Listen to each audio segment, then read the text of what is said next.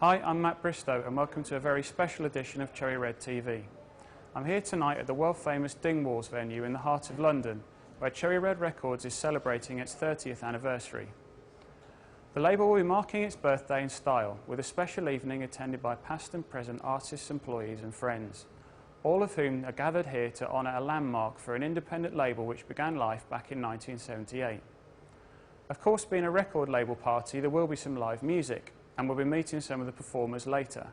But first of all, let's go and have a word with the man who's been at the helm of the label since the very beginning, founder and chairman Ian McNay. So Ian, congratulations on reaching such a landmark age for an independent label. How does it feel to see the business that you started back in 1978 reach the grand old age of 30? Well, the funny thing is, when you start something, you start it and you have all those kind of ambitions and expectations, but you don't think that far ahead. So when I started Cherry Red in 1978 with the tight single Cherry 1, I had a few ideas where I would like the company to go, but I didn't really think beyond 3 or 4 years. And then 3 or 4 years down the line, I think maybe another 2, 3, 4 years. So you can't possibly think 30 years ahead.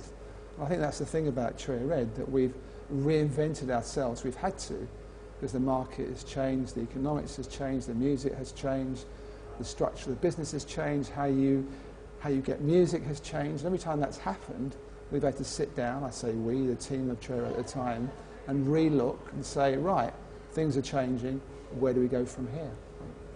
So with any business that has the sort of longevity that Cherry Red has, there will be, inevitable ups and downs along the way. Has it been difficult at times to keep things moving forward? Well, there's always challenges. If you think of, if I had to think for a minute what the big challenges are, I think, well, our distributor Pinnacle went bankrupt around 1985. We lost £100,000 overnight, which was, it's a lot now. It's even more then. It's probably more like £250,000 then. And we had to basically rework our cash flow and talk to our suppliers and really take some big steps to re-secure the company again. So, and there was a time when Michael Allway Upton left and went to get Warner Brothers backing to start Blanco Negro, and again took part of the roster with him. So then we had to rethink and reinvent ourselves. So it's happened several times, those challenges, but that's part of running a business. You have your down things that happen that aren't so good, and you have to pick yourself up and you have to rethink and move forward again. That's the challenge. If it goes smoothly, it's boring, quite honestly. Or too smoothly, anyway. So what would you say are the biggest changes in the way that the label operates between 1978 and now? Well, in 1978, everything was just 7-inch vinyl. No one had thought of 12-inch singles. When I say everything, there was 12-inch vinyl for albums, but no one then had thought of 12-inch singles. There was certainly no CDs. There was cassettes, it's true. There was certainly no downloads. There was no internet. There was no faxes. It was the old telex for doing things. So everything was so different. There was no computers. Everything was so different in those days. But then it was about pressing up 1,000 or 2,000 singles, and then you got like the pressing done one place, the label somewhere else, and the actual covers somewhere else, and they had to put it all together. So it was completely different from now.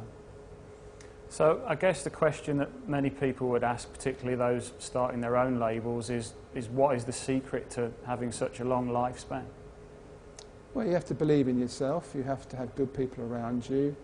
You have to be able to see the future to an extent. You have to be good at controlling your cash flow and looking after money. You have to have great ideas. And when things go wrong, you have to pick yourself up and try and move forward. And when things go right, you also have to handle that well, because many a business has gone down when they're doing well because their cash flow's got all messed up. So you've either got to have the talents yourself, or you've got to find people with the talents you haven't got to cover what you don't have. That's the secret, really. And how much are you looking forward to tonight's event? There seems to be people coming in from around the world, so it sounds like a good evening in prospect. Yeah, well, it's fantastic because we have Jim Bob playing, we have Attila the Stockbroker, I haven't seen for many years, and we have, for me, the legendary Monogram set reformed just for this gig after about 12 years, so that's fantastic. And what of the future? We live in challenging times, not just for record labels, but for all industry. Do you think we'll see Cherry Red celebrating its 40th, 50th, even 60th birthday? Well, whether I'll be around for, I hope I'll be around for the 40th and the 50th, the 60th is probably pushing it a bit. Whether there's still the banking system to support it, though, after the events of the last few days is something else. I think we'll have a very different society in even 10 years' time. It's going to shock a lot of people. But hopefully Cherry Red will still be there, and we'll be doing things, I'm sure, in a different way. But hopefully we'll be still doing things in an exciting way and be successful. Okay, well, thank you very much, Ian, and enjoy the evening. Thank you, Mr. Bristow. Yeah.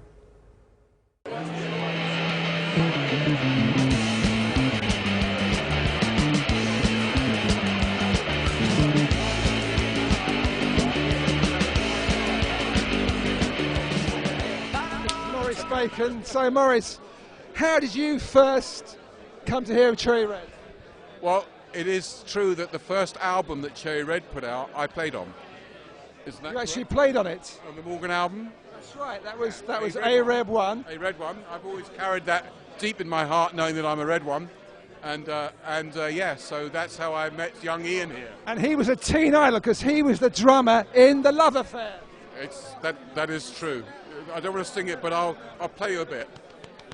There you go. And now we have Attila the Stockbroker, one of the early signings to Cherry Red, and a star on Pillows and Prayers. Now, how did you get a release on Cherry Red? Well, I remember this absolutely. I did a little EP with a guy called Red Saunders, who did about 3. He was a mate of mine from Rock Against Racism days. He had a little label called Radical Wallpaper, and he put out me and Seething Wells on a double-sided EP called Rough, Raw and Ranting. And we thought, no one's going to buy this, you know, poetry on the record, but he put it out, and Peely started playing it. It got right up in the indie charts. I was doing loads of gigs, and one day I had a little, I can still remember it, I got a letter at home in Harlow, where I was living at the time, and the letter was actually a proper letter. It was just a bit of a sort of record sleeve torn off, and it said, "Would you like to do something for Cherry Red? Love, Mike Allway." The famous Mike Allway. Phone number. And I thought, bloody hell, I knew a Cherry Red because I knew about, because the label's Unlimited album, as I just said to Ian earlier on. He didn't mention it in the thing he did for Cherry Red TV, but the label's Unlimited album. Me and my mate Steve Druitt from the Newtown Neurotics, who we were sharing a flat with at the time, we loved that and we played it to death. And so I thought, Cherry Red want to sign a Attila the Stockbroker. That's fucking fantastic. So I got straight on the phone. And you know, we did I did my Cocktails EP, then the Ranting at the Nation album, then of course the legendary Livingston Rap, on the only release on Cherry Red Ken Records. You remember that? And Radio Rap, and then on Anagram, my second album, Ranting at the Nation, and then he put out bits and pieces first. Since then, but I just want to say for the record, while he's here, that I hope it's a compliment. Although I may be a little footnote in the history of Cherry Red's not a little footnote in my history, because what you did was give me the launch pad, as it were, because I'm organised, I knew what I was doing, I'm a little cottage industry in my own right, and once I left Cherry Red, basically started doing everything myself, and I've done it ever since, and 28 years on, I've earned my living as a Attila the Stockbroker for 28 years, I'm having a bloody great time, I've played in 21 different countries, and you're playing tonight. Credit crunch sounds like a fucking breakfast cereal. You know, it's not a credit crunch, it's the collapse of capitalism. 1989, collapse of communism. 2008, collapse of capitalism. You know, we had to take it on the chin then, they can take it on the chin now. Anyway, here we go. Because I did work for a clerk for 11 months, work as a clerk for 11 months in a stockbroking company. And that's where this comes from too. I was a clerk there. I've seen the greed, how power and wealth eats hope and need, that are eating each other, but they're still screaming, no interference. I start dreaming. Self-regulation? Okay, I say, I'm a stockbroker, let's do it my way. And that's the beginning of this little ditty. Attila the Stockbroker cleans up the city. Each one gets a red nose so everybody knows just where they are, where all the money goes. No more speculate, no more accumulate. This is a lifestyle we're going to exterminate. Dealers on the floor with squads of the poor saying, here's the twist, Oliver, we want more. Work for us or we take the whole kitty. Attila the Stockbroker cleans up the city. Hello, Mr. Hedge Fund, have a cup of tea. Financial Services Authority, me. You're a parasite on the population, convicted of criminal speculation. Time to atone for a life so greedy. 20 years working for the poor and needy. Want to appeal? Try the Central Committee. Attila the stockbroker cleans up the city. Sit down, Mr. Banker. You're in for a shock. We're taking much more than just Northern Rock. All the banks nationalised, stock exchange too. Utilities, railways, grab from the few. Mr. Billionaire, you just lost all your money. Hey there, Chelsea fan, isn't that funny? The future's brown, the future's shitty. So Attila the stockbroker cleans up the city. Capitalism is a John Cleese parrot. Let's give it stick and not a single carrot. Bollocks to the dealer, the banker, the lender. Social justice back on the agenda. Radical styling going on here. Smoked mammon sandwiches and really good beer. For the poor, no fear. For the rich, no pity. When Attila the stockbroker cleans up the city. Cheers. So here's another significant person in Cherry Red history, because this man here, Pete Macklin, used to work at Pacific Records 30 years ago. And I sold the first export order of the tight single Cherry One to Pete Macklin, and I had to hand write the invoice and I hand delivered them. I brought them round there. Did you ever get paid? I think we got a cheque about 6 months later. Oh, that's good. But you moved around a lot and you're now running Evangeline. Evangeline Records, yeah, North London, little label. So we're still around, we're still here. Right. It's like a mini meeting, isn't it? Absolutely. And here's the famous Spiz. The man who wears Captain Kirk. Go and sing Where's Captain Kirk. Oh, but it's true, as we went Warp Factor 2, and I met all of the crew. Where's Ian? Here he is. Hey! Well, Ian obviously was the man instrumental in creating the indie chart, which First number one. was the first number one of the four by Ian's enthusiasm for let's get it right. Indie music is most important. And you're also the face of Cherry Red TV on Rock World. You do the intros and the ad breaks superbly, I might say. Thank you very much, boss. Yeah, no, I do enjoy being in front of the camera, as you can tell right now. I'm naturally a presenter. You are. And it's Spiz still sometimes play, don't they? Well, I can tell you that for a fact, because I'm playing very soon at... can you get all that in? Can you get all that in? Yes, we're playing next week, in fact, Spiz Energy at the Inn on the Green, near Portman Green. Right near. Okay, be there or be square, or be Spiz. I hope it's going to get a wide coverage. Well, we're Cherry Red TV at the very least. I like the fact that you have to do your own show on your birthday. I couldn't afford you. So. Okay, all right. So this is Knox from the Vibrators. Hello, good evening. And congratulations on making it to 30 years. Thank you. Are you planning on another 30 years? We're going to try it for another 30 years, yes. But as you know, it gets harder as the years go on. I know, yeah. I don't envy you at all. And so tell us a bit about the history of the Vibrators and Cherry Red, because you had the Guilty album, was released on Anagram by Cherry Red, I think, and then we took a single off that, didn't we? We did Baby Baby. Baby Baby, that's right. We did a new version of that. Yeah, that's It's got quite a lot of radio play. Yeah, that's good, yeah. Yeah. And you're looking forward to releasing all our stuff as 12-inch singles soon, are you, or something? Well, maybe. I haven't thought of that one, yeah. The Vibrators are still playing sometimes? Yeah, we do about 100 gigs a year, but I'm sort of off the road temporarily, but I'm hoping to be back. I mean, this time, normally we're on a big tour around the States, you know. That's amazing, you're still going after all these time. You must be what? You must be at least 45 now. I am, yeah. No, I'm just behind Charlie Harvey. He's going to be 60. Well, I better not tell you, but I'm now 63. That's amazing. But I really love playing, and you put up with all the other stuff because the playing it's a nice sort of job. People treat you very nicely and all that. And I'm sort of looking forward to getting back to it. I'm here at Dingwalls with one of tonight's performers, Jim Bob. Jim, good to see you. Good evening. You've Afternoon. Good morning, whenever you log on to this or whatever. You just finished sound checking for your performance at tonight's extravaganza. Yeah, another long, grueling sound check. All of half a song. Yeah. You're looking forward to it? Yeah, with a certain trepidation. because I heard the word from you, I think, industry crowd, Yes, sorry. which technically, well, it could go, it could be anything, couldn't it? I don't know what, depends what industry it is, I suppose. The metalworking industry, or... I think you'll be okay. Right. As long as they talk all the way through my set, that'll be fine. So, your association with Cherry Red is fairly recent. Yeah. As a fan, were you kind of historically aware of the label and its artists? Yeah, not in a sort of... Yeah, no, I was. I mean, because when I was a big fan of Tracy Thorn, sort of whenever that was. Quite early 80s? Yeah, early 80s. Yeah, right at the beginning of the 80s. And I sent a tape of my sort of solo stuff then, which was really sort of, I say twee, so I think it maybe suited to Cherry Red at the time. And I sent like a handwritten thing to Cherry Red, and I've still got a letter at home, like saying it's not what we're looking for at the moment. But it was a nice handwritten letter with a little cartoon. You actually submitted material? Yeah, and I've still got a letter from somebody. Well, I'm sorry it took us all those years to come to our senses. You did all right. But it was a nice handwritten letter. That was nice.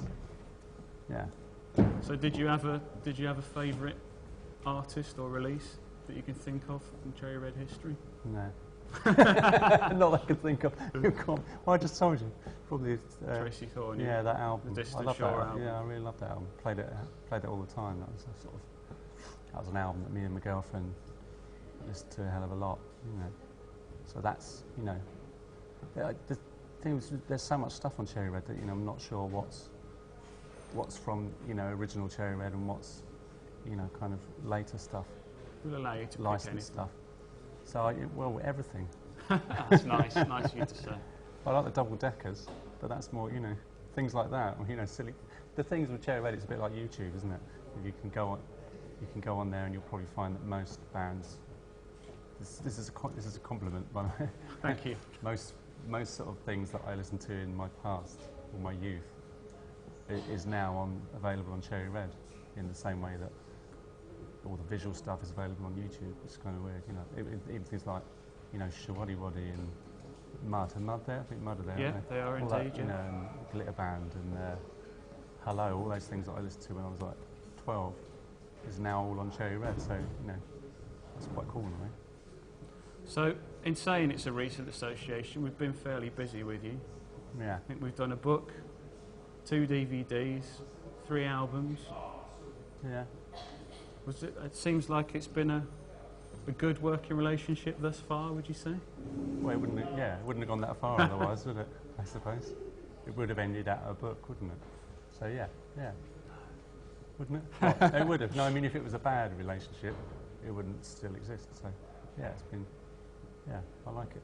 So what were the factors around coming to Cherry Red initially? Can you remember how it all happened? My manager and good friend Mark goes to football with Adam Velasco. The root of all evil. The root of all evil at Cherry Red. And he told him all about the book, and that was how I first came in contact. So, like everything, it's kind of who you know, isn't it? Because I wasn't sending things to labels, or the book I was sort of looking for publishers, but so I came through it not through the music, through the publishing really, and then I suppose we went from there, logical things to make a record. So are there any new musical projects on the go? Anything for Cherry Red fans to look forward to potentially in the future? Potentially, yeah. I mean, I'm writing at the moment and sort of done a few demos, but there's nothing, there's not an album or anything yet. But I think so, yeah. I hope so. Otherwise, I'll have to do something else. Perished thought. Yeah. Okay. Well, thanks for talking to us, and good luck for tonight's performance. Yeah, I'm looking forward to it. I love the industry. Did I say that earlier? You didn't know, but we've got it on camera now. Okay.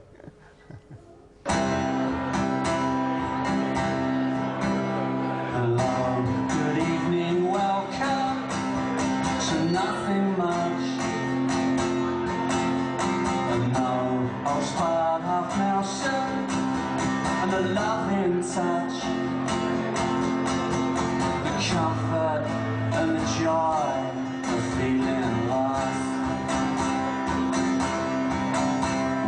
the only living boy in New Cross.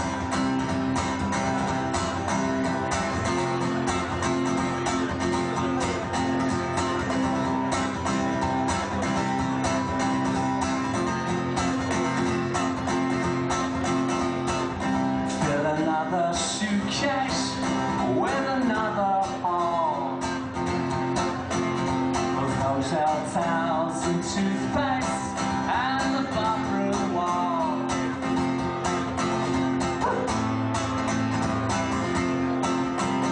The wife, the lipstick, arch and flash from the glass and crawl.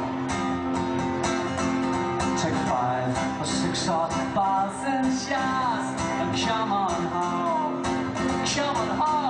to the comfort and the joy of feeling lost.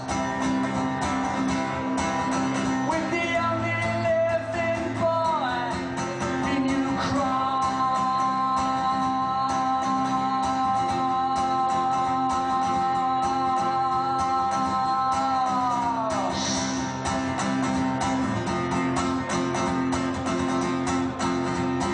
I'm teamed up with the hippies now. I got my free jump ball.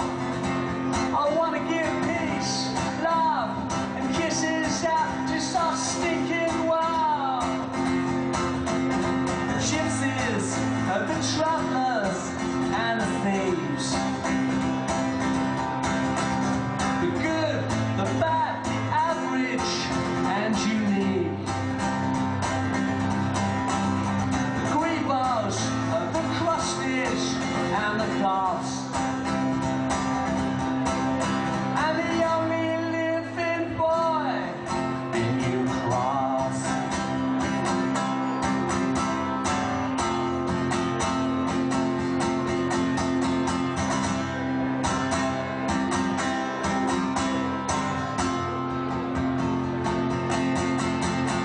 Eyes down, keep contact. 2 fat legs, 1988. Say 16 loves who like curly scream, Mermaid 5. Butchered bakers and deaf and dumb waiters. Marble arch criminals and class 28ers. Authors, blasted out cars. Locked up daughters of rock and roll stars. Goodbye, Rudy, David and Rosie, Abraham and Juliet, anyone that knows me, the gypsies, the travelers, and the thieves. Oh yes, I'm talking about the good, the bad, the average, and unique. The Grebos, the crusties, and you and I. Hello, good evening, welcome, and goodbye. Thank you very much, Jim.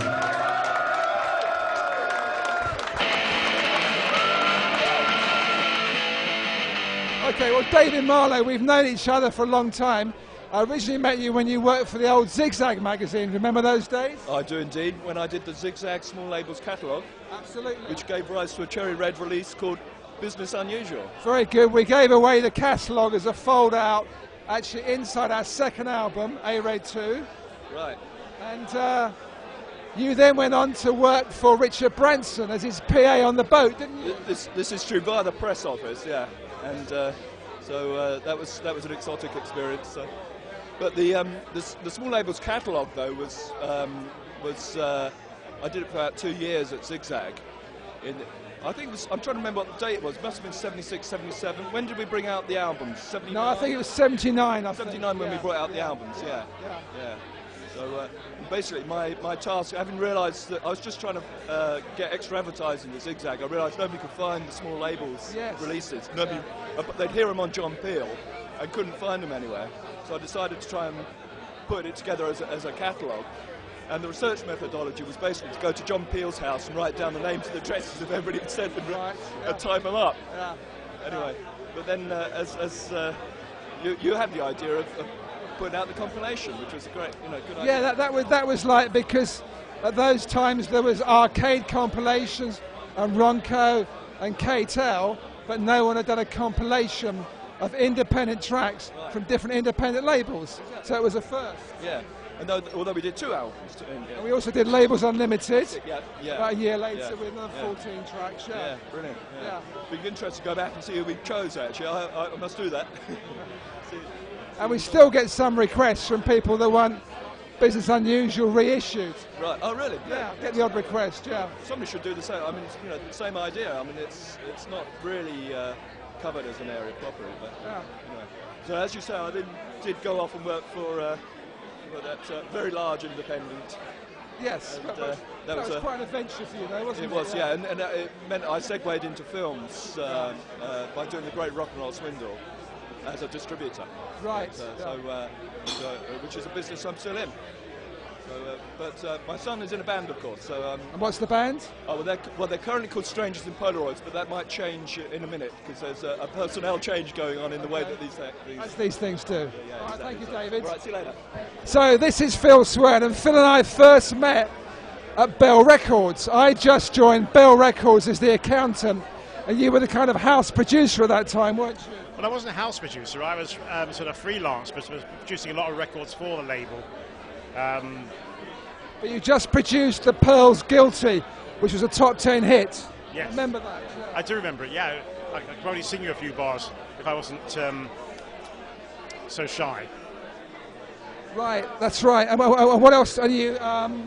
what was the other big hit? We Do It. That's Orange J. Stone. Orange J. Stone. Yeah. And did you write that? No, I produced it. You produced that and published it. Published it, yeah. And these days you're at Radio 2, you're on the Radio 2. Radio 2, producing sounds of the 60s, playing all your RPM, all your Revola records. You do, you're great at that, yeah. So well done. I mean, congratulations. What's it, the 50th anniversary, is it today? Well, it's only 30 now, it'll be 50 one day, and then let's hope we're both still here, Phil. Yeah. Well, I'll be there at that party then. Absolutely, okay. So, Brian, you're really a bit of a legend. You've come all this way from California to the Cherry Red Party. That's fantastic. Well, I think Cherry Red is one of the most important companies in the Cleopatra Records history, because some of the earliest stuff that we ever had the opportunity to work with was some of the early Cleopatra catalog with Cherry Red, with Alien Sex Fiend. That's right, we licensed it. One Way System. We released the Blitz record that nobody ever heard of. Right, yeah. It was when the Blitz were in their Joy Division phase. I remember, yes. We were giving a re-release of product that even the people in the UK didn't want to re-release because they didn't figure that there was a big enough market for. So we filled a void, and as a parent company, I feel like that we're really running on a parallel synergy of similar stuff that we're doing together, and we hope to keep on working with Cherry Red for another 15 years. And I think it's been about 12 or 15 years. It's been a long time. So when did you first hear about Cherry Red? Well, I always knew about Cherry Red because of Alien Sex Fiend. I always used to look on the back of the album covers to see what label released what. And I saw the name Cherry Red, and I decided to write a letter, because back in '92 there was no internet. So you wrote us a letter, and we answered. I think it wrote, and you answered it. And the relationship started from there and kept on growing and growing. Oh, great. All right, thanks, Brian. Great to see you. So, Tim, you've never actually officially been on Cherry Red as such, but we did put out the best of the adverts and the advert singles collection. And I think the marvellous thing about you is you're still active now, you're still gigging now, aren't you? Well, yeah, I mean, and you did more than that. You put out Generation Y as well. That's right, we did put out Generation Y. You put out a DVD. In fact, you can't keep me away. That's right. Whatever I do, you're there putting out my stuff. It's disgusting. Yeah. So, for some reason, all them major labels don't do that, but you do. I can't understand it myself. That's right. I remember now, Generation Y, and then we recently put out a DVD, solo DVD. Yes, it's a great family, and I'm really happy to be here celebrating it with you. And you live round the corner too, don't you? Indeed, yeah, that's also a bonus.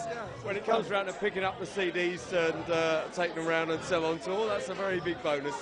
And you're still working all the time, a lot in Europe, sometimes in America. Yeah, absolutely. I mean, there's a big focus on live work now, and so You know, it's so hard in the selling records world that to go out and play live is very important part of it, doing it. You know, it always has been. I think it stems from playing live, and then you come in and you try and sell CDs as well, you know, but you should never forget what it's about, going out and playing in front of people and doing it one-to-one and direct. I remember seeing you play in Oxford about 4 or 5 years ago. There was only like 15 people there, but for you it's like you're in a stadium. Yeah, well, Just went for it. It ain't about the amount of people and how big it is and how famous it is and how successful it is. It's about, you know, the real heart and doing it, what you feel and what you believe in. Absolutely. You're a great example of that. Yeah. Thanks, Tim. Thanks, Sid. Okay, Yeah, cheers. that's Bye. Bye. I want to put this on camera because I don't know if you remember the full story, but you used to work at Caroline Exports. I did indeed, and that was some heady years ago. That was. And you were the major director, and you actually financed the Dead Kennedys' first album, because I was chatting with you and Richard Bishop. And we didn't have the money to make the album. But we put it together and it worked. And you lent us the money. And all these years so later, all these things things you put together since that time. That first album was terrific, and now there's so much more to show after all these years. And the album sold over 1 million copies worldwide. I know, okay. Well, I'll give you my bank account later. It's in Iceland, but I'm afraid there's a bit of a problem there. And now you're at Notting Hill Music, director there, and you're doing really well, aren't you? We're having a great time, yeah. We moved into music publishing, and we're having a lot of adventures and still doing it for the indie sector. Absolutely. And that's where I see you representing after all this time. It's just mind-blowing and fantastic. Independent till we die, eh?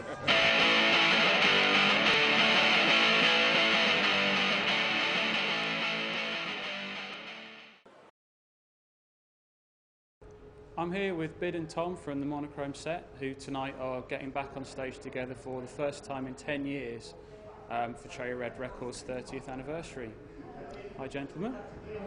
I guess the first thing to say is thank you very much for agreeing to the reunion. Was it an easy decision to reach, and what was the motivation behind the positive reaction? Well, by coincidence, it also happens to be our 30th anniversary since we formed in early 1978. We didn't really know if we were going to do anything and what we were going to do, perhaps just have a drink somewhere. When we were first asked, we sort of hummed and hawed about it because it would be a sort of a step, a psychological step, if you like, for us to reform. You know, we're not really sort of buzzcocks, X-ray specs, whatever. We're not desperate for a pension. But, well, coincidentally, it's my 30th birthday, so yeah, exactly. Anniversaries all around. We don't normally live on Earth, obviously. Yeah, but we're very happy to be here. Yeah. So your association with the label goes back to Cherry 42, which was the mating game. 1982. Yeah, 1982. Yeah. Mm-hmm. Can you tell us a bit about how everything first came together for you to be a Cherry Red act? Well, we'd done a demo for a company called Do It Records, and we knew that they weren't interested. We just used their money to make a demo to take to other people. I think we can say that. And you know, fairly early on, when we approached a few indie record labels, and fairly early on we found Cherry Red. Went from there. So I think that Cherry Red were sort of one of the few indie labels at the time that were still indie, you know, or still had a vague spirit of new wave, who hadn't sort of degenerated into either punk or straightforward commerciality, sold out to a major or something like that. So they were still sort of an indie label, you know. I think also it's true to say that we found something of a soulmate in Mike Allway. I remember first meeting with him in a pub in Wimbledon. I can't remember. But, where Wimbledon is. It was apparent that we were kind of seeing things the same way. He paid, obviously. Of course, yeah. And I think over the last 26 years, it's something like 5 singles and 11 albums on the Cherry Red label alone. Yeah. So it's been a fairly prolific and... It has, and Cherry Red, we were with, for the 5th album and the 6th album, we were with other labels, and Cherry Red bought the rights to those albums up. Yeah. And they sort of represent kind of a home of our indie material, if you like. So there is, out of the 9 albums that we've done, there's really just 3 albums which are on majors, and the rest are all on Cherry Red.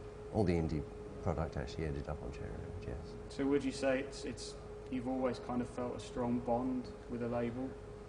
And We has it feel been a bond. changing relationship? We kind of feel years? a bond with anybody who has money, really. You know? That's our kind of label. We're willing to part with it. Yeah, well, I mean, you know, Cherry Red have actually kept going. There haven't been like Stiff Records in the old days. That it might well be that Cherry Red, even though they've been going for 30 years, around the time of New Wave and Punk, they weren't exactly a really big company then. They weren't really proactive in that, and that might have saved them, I think. That they didn't blow all their money on Stiff Little Fingers like Rough Trader, blah, blah, blah. So that what kind of saved them in a sense is that they started to mature in the mid-80s, and they pretty much carved out that. I personally think that they were the first label that represented a kind of proto-twee pop, which became so big in the indie scene. A postmodern eclecticism, yeah. I think, is the phrase you're searching for. And you also did 2 albums with the Cherry Red umbrella label, L Records, which again brought you into contact with Mike Allway. Yeah. Was that a different experience to the Cherry Red albums? Yes and no. I mean, it's a different experience to our later association with Cherry Red, because we'd always, pardon me, we'd always dealt with Mike Allway anyway.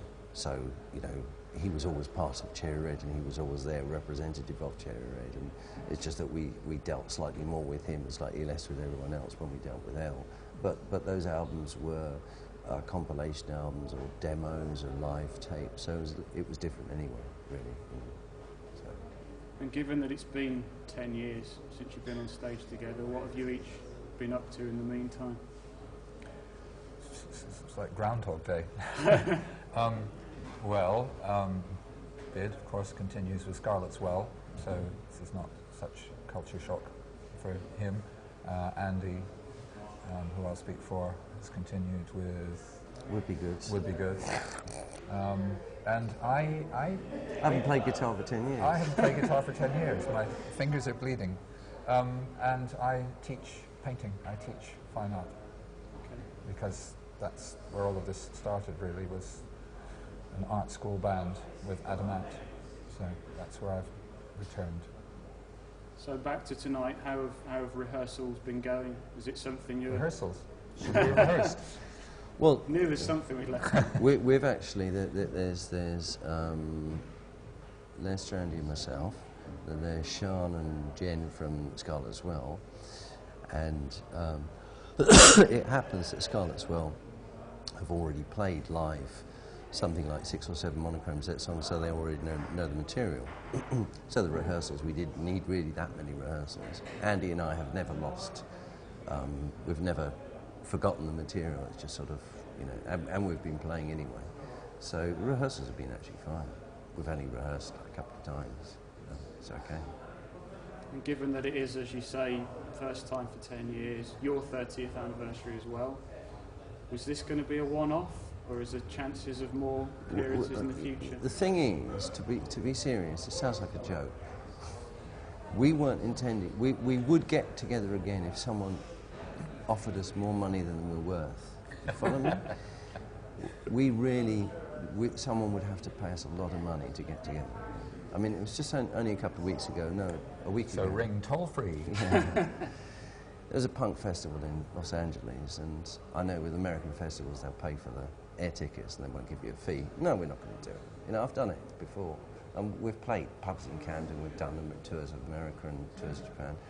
It's got to be something special, like, you know, paid a lot of money to play in the Hermitage in St. Petersburg or something, but otherwise than that, we're not going to do it because we don't need the media attention, we don't need the money, we don't need the this, we don't want to revive our careers, we're not looking for a pension, we're not, you know, we're not that pathetic. And you know, it's if X-Ray Specs want to reform, that's up to them. If they haven't done anything for all that time, you know. But and that's fine. But it's like you know, when I was young, there was the Tremolos, a late '60s band, that were doing working men's clubs, and it's not that long ago that I heard some band that were pretty big in the '90s. They're playing ferries, you know, cross-channel ferries and Baltic ferries. I'm just not interested in that, you know. We won't play at all if that's the way it is.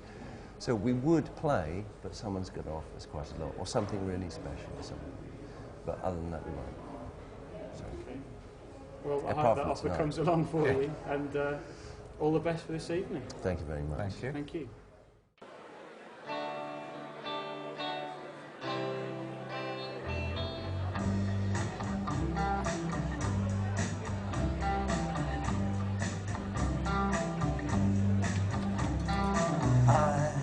Try to breathe, I try to breathe, but all I get is a lungful of fumes from an old Chevette. This cold's been hanging around for years.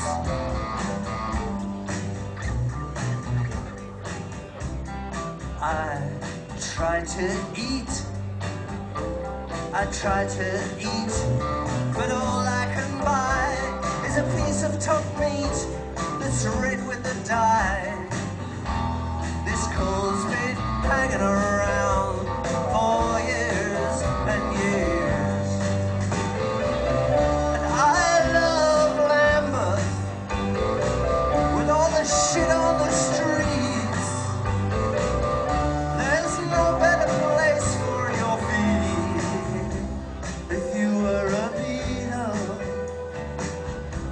if you were a tsetse fly, this would be heaven.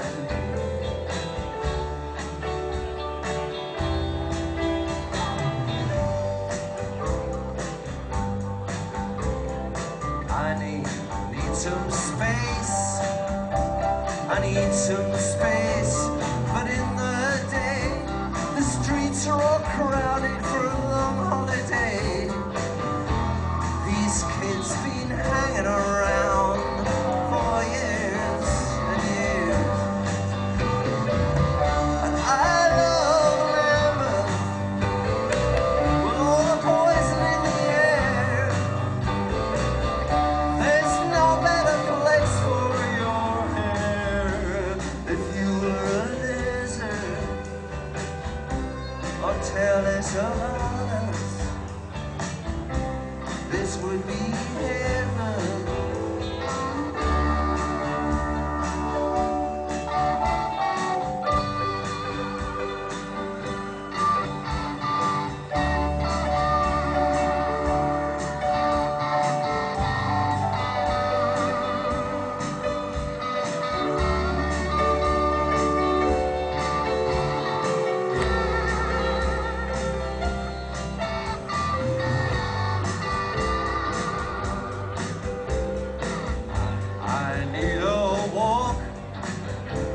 I need a walk, but wherever I go, the streets are all crowded, the smell of a hole. This pain's been hanging around for years and years. And I love them with all the shit in here. There's no better place for your fare. If you were Barnum's or the rain making a comeback, this would be heaven.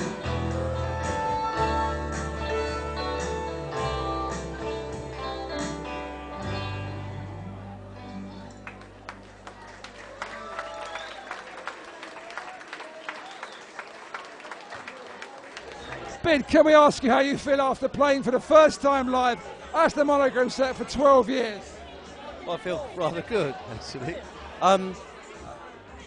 It was a little bit scrappy, but I thought we really enjoyed it, and I think the audience did as well.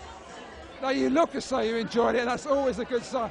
And I thought you were fantastic, because 12 years is a long time not to play together. Yes, and I was just saying to someone, one of the arts of showbiz is to look as if you're completely smashed on drugs on stage, but be completely sober. Yeah.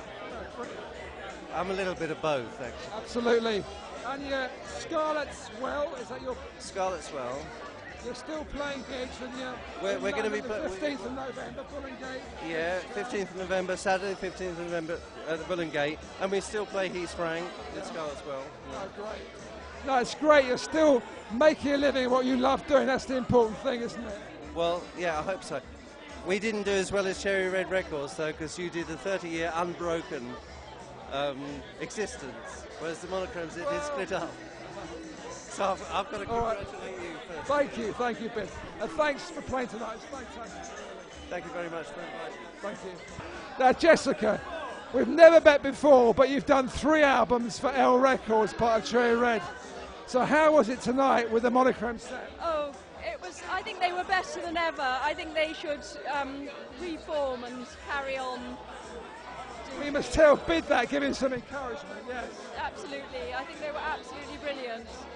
And the Would Be Goods are still gigging? Oh, absolutely. Yes, we're doing a show on the 15th of November at the Bull and Gate with supporting Scarlet Swell, Bid's band. Andy Warren's our bass player. So there's a absolutely with the Monochrome set. So he's gone from Adam and the Ants to the Monochrome set to the Would Be Goods. Yes. He's moving up all the time, isn't he? So Malcolm, you were the singer on the first Cherry Red single, Bad Hearts, the Tights, from the Worcester Malvern area. I don't know if you know this, but we got this box set coming out very shortly, and it's the first 61 singles on Cherry Red, A's and B sides, and it's called I'll Give You My Heart, I'll Give You My Heart, because that was the first 2 lines you sang. Now how does that feel all those years later, 30 years later? Wow, it is 30 years on, and I'll still give you my heart. Go sing it again. McNay. I'll give you my heart. Go sing it again. You have to give me the microphone. Okay. You have to relinquish. I give you my heart, I give you my heart. I give you my heart, you know my bad heart. I give you my heart, I give you my heart. I give you my heart, you know my bad heart. Little house to dream in. Little house and it's all my own. Little house to dream in. A harmony at home.